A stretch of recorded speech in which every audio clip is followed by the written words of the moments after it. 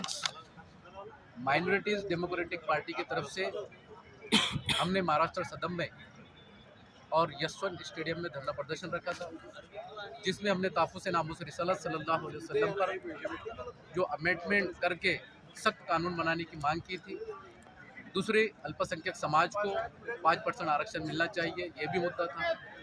और जिसने हमको चेतावनी दिया था, जो सत्ता की मस्ती में चूर होके असंवैधानिक भाषाओं का इस्तेमाल किया था, जिसका नाम राणे है, कि आप रोड पर उतर के देखिए, आपको देख लिया जाएगा, आपको जवाब दे दिया जाएगा।